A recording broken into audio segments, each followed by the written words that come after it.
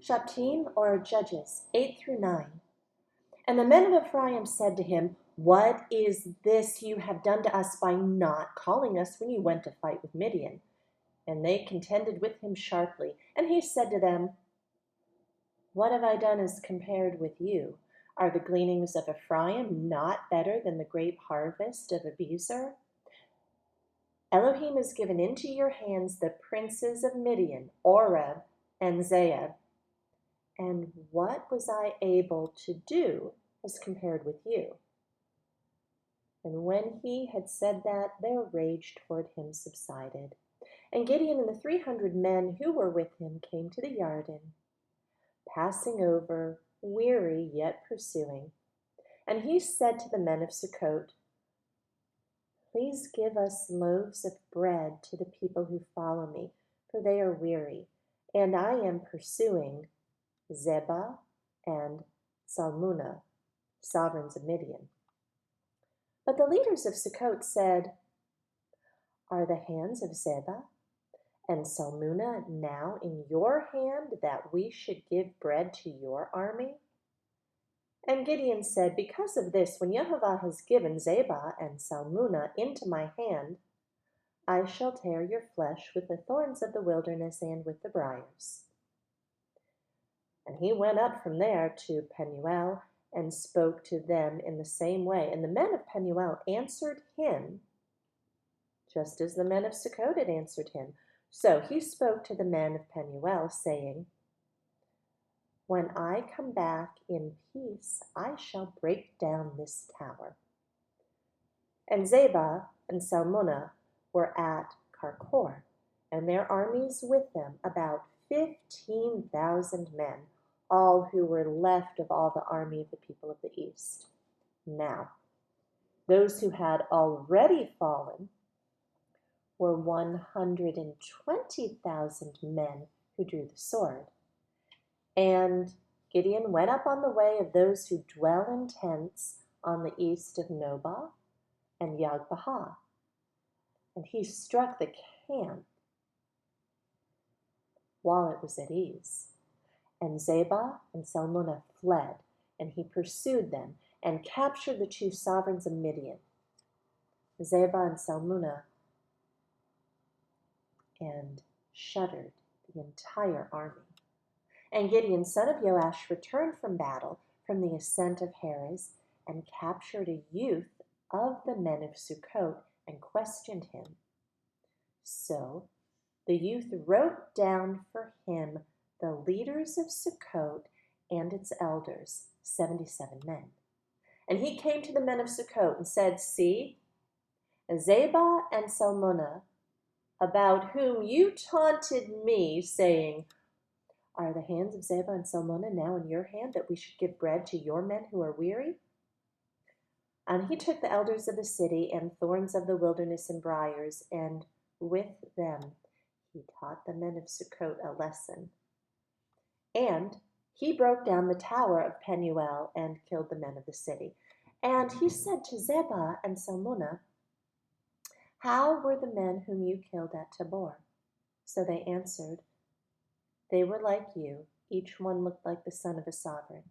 And he said, 'They were my brothers, the sons of my mother. As Jehovah lives, if you had let them live, I would not kill you.' And he said to Jether, his firstborn, 'Rise, kill him.' But the youth would not draw his sword, for he was afraid, because he was still a youth. Then Zebah and Salmunna said, 'Rise yourself and fall on us, for as a man is, so is his might.' So Gideon arose and killed Zebah and Salmunna, and took their crescent ornaments, which were on their camels' necks. So the men of Israel said to Gideon, 'Rule over us, both you and your son, also your son's son, for you've saved us from the hand of Midian.' But Gideon said to them, 'I do not rule over you, nor does my son rule over you. Yahweh rules over you.' And Gideon said to them, 'I have a request to make of you, that each of you give me the ring from his spoil.' For they had rings of gold, because they were Ishmaelites. And they said, "We shall certainly give them." And they spread out a garment, and each man threw into it the ring from his spoil. And the weight of the gold rings that he requested was 1,700 pieces of gold, besides the crescent ornaments and the pendants and the purple robes which were on the sovereigns of Midian, and besides the chains that were around the camels' necks. And Gideon made it into a shoulder garment and set it up in his city, Ophrah. And all Israel went whoring after it there, and it became a snare to Gideon and to his house. Thus Midian was humbled before the children of Israel, and they lifted their heads no more. And the land had rest for 40 years in the days of Gideon. And Jerubbaal, son of Joash, went and dwelt in his own house. And Gideon had 70 sons who were his own offspring, for he had many wives. And his concubine, who was in Shechem, also bore him a son, and he gave him the name Abimelek. And Gideon, son of Joash, died at a good old age and was buried in the burial site of Joash, his father, in Ophrah of the Abiezrites. And it came to be, when Gideon was dead, that the children of Israel again went whoring after the Baals, and made Baal Berith their mighty one. Thus the children of Israel did not remember Yehovah their Elohim, who had delivered them from the hands of all their enemies round about, nor did they show loving commitment to the house of Jerubbaal, Gideon, according to all the good which he did for Israel. Chapter 9. And Abimelek, son of Jerubbaal, went to Shechem to his mother's brothers, and spoke with them and with all the clan of the house of his mother's father, saying, "Please speak in the hearing of all the masters of Shechem. Which is better for you, that 70 men, all the sons of Jerubbaal, rule over you, or that one man rule over you? And you shall remember that I am your own flesh and blood." And his mother's brothers spoke all these words concerning him in the hearing of all the masters of Shechem, and their heart inclined towards Abimelek, for they said, "He is our brother." And they gave him 70 pieces of silver from the house of Baal Berith, with which Abimelek hired worthless and reckless men, and they followed him. And he went to his father's house at Ophrah and killed his brothers, the 70 sons of Jerubbaal, on one stone. But Jotham, the youngest son of Jerubbaal, was left, because he hid himself. And all the masters of Shechem gathered together, and all of Beth Millo, and they went and made Abimelek sovereign beside the terebinth tree at the post that was in Shechem. And they informed Jotham, and he went and stood on the top of Mount Gerizim, and lifted his voice and cried out and said to them, "Hear me, you masters of Shechem, and let Elohim hear you. The trees went forth to anoint a sovereign over them, and they said to the olive tree, 'Reign over us.' And the olive tree said to them, 'Shall I leave my oil, which they esteem mighty ones and men, to go sway over trees?' Then the trees said to the fig tree, 'Come reign over us.' And the fig tree said to them, 'Shall I leave my sweetness and my good fruit and go sway over trees?' And the trees said to the vine, 'Come reign over us.' And the vine said to them, 'Shall I leave my new wine, which rejoices mighty ones and men, and go sway over trees?' Then all the trees said to the bramble, 'Come reign over us.' And the bramble said to the trees, 'If in truth you anoint me as a sovereign over you, come take shelter in my shade. But if not, let fire come out of the bramble and devour the cedars of Lebanon.'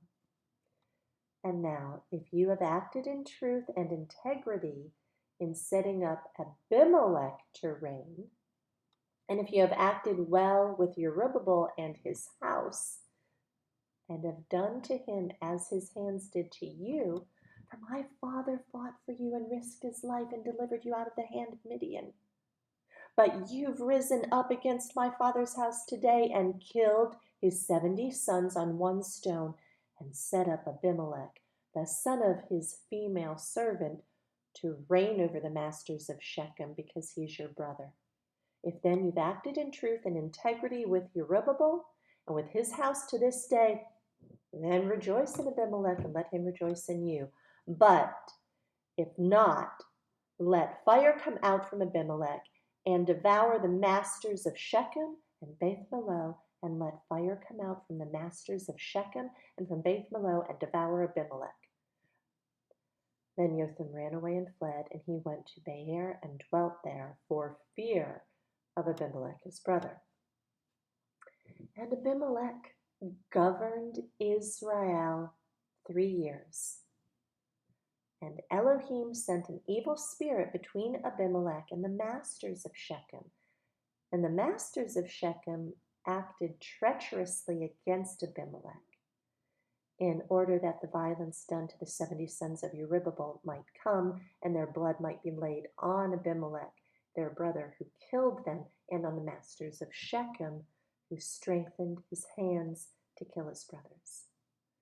And the masters of Shechem set men in ambush against him on the tops of the mountain, and they robbed all who passed over by them along that way. And it was reported to Abimelek. And Gaal, son of Ebed, came with his brothers and passed over to Shechem. And the masters of Shechem put their trust in him and went out into the fields and gathered the vineyards and trod out and held a feast. And they went into the house of their mighty one and ate and drank and cursed Abimelek. And Gaal, son of Ebed, said, Who is Abimelek and who is Shechem that we should serve him? Is he not the son of Jerubbaal? And is he not Zebul, his officer? Serve the men of Hamor, the father of Shechem. But why should we serve him? If only this people were under my hand, then I would remove Abimelek. And he said to Abimelek, Increase your army and come out. And when Zebul, the governor of the city, heard the words of Gaal, son of Ebed, his displeasure burned. And he sent messengers to Abimelek by deceit, saying, See, Gaal, son of Ebed, and his brothers have come to Shechem, and see, they're besieging the city against you. And now get up by night, you and the people who are with you, and lie in wait in the field. And it shall be, as soon as the sun is up in the morning, then rise early and rush upon the city. And see, when he and the people who are with you come out against you, you shall do to them as your hand finds to do. And Abimelek and all the people who were with him rose up by night and laid in wait against Shechem in 4 companies. Now Gaal, son of Ebed, went out and stood in the entrance to the city gate. And Abimelek and the people who were with him rose from lying in wait. And when Gaal saw the people, he said to Zebul, See, the people are coming down from the tops of the mountains. But Zebul said to him, You're seeing the shadows of the mountains like men. And Gaal spoke again and said, See, people are coming down from the high part of the land, and another company is coming from the diviner's terebinth tree. And Zebul said to him, Now where is your mouth which with you said, Who is Abimelek that we should serve him? Are not these the people whom you despised? I beg you, go out and fight them now. So Gaal went out, leading the masters of Shechem, and fought Abimelek. And Abimelek pursued him, and he fled from him, and many fell wounded up to the entrance of the gate. And Abimelek stayed at Aramah. And Zebul drove out Gaal and his brothers, so that they would not dwell in Shechem. And it came to be that the next day that the people went out into the field, and they informed Abimelek. And he took his people and divided them into 3 companies, and laid in wait in the field, and looked, and saw the people coming out of the city. And he rose against them and struck them. And Abimelek and the company that was with him rushed forward, and stood at the entrance of the gate of the city. And the other 2 companies rushed upon all who were in the fields and struck them. And Abimelek fought against the city all that day, and captured the city, and killed all the people who were in it. And he broke down the city, and sowed it with salt. And all the masters of the tower of Shechem had heard that, and entered the stronghold of the house of El-Berith. And it was reported to Abimelek that all the masters of the tower of Shechem were gathered together. So Abimelek went out to Mount Salmon, he and all the people who were with him. And Abimelek took an axe in his hand, and cut down a branch from the trees, and took it and laid it on his shoulder. Then he said to the people who were with him, "What you've seen me do, hurry, do as I've done." And all the people likewise cut down each one his own branch, and followed Abimelek, and put them against the stronghold, and set the stronghold on fire above them, so that all the men of the tower of Shechem died, about 1,000 men and women. Abimelek then went to Thebez, and he encamped against Thebez and captured it. However, there was a strong tower in the city, and all the men and all the masters of the city fled there and shut themselves in, and went up to the top of the tower. And Abimelek came to the tower and fought against it, and approached the door of the tower to burn it with fire. But a certain woman dropped an upper millstone on the head of Abimelek and crushed his skull. He then immediately called the young man, his armor-bearer, and said to him, "Draw your sword and kill me, lest men say of me, 'A woman killed him.' And his young men thrust him through, and he died. And when the men of Israel saw that Abimelek was dead, each one went to his own place. Thus did Elohim repay the evil of Abimelek, which he had done to his father, to kill his 70 brothers. And all of the evil of the men of Shechem, Elohim turned back on their own heads, and the curse of Jotham, son of Jerubbaal, came on them."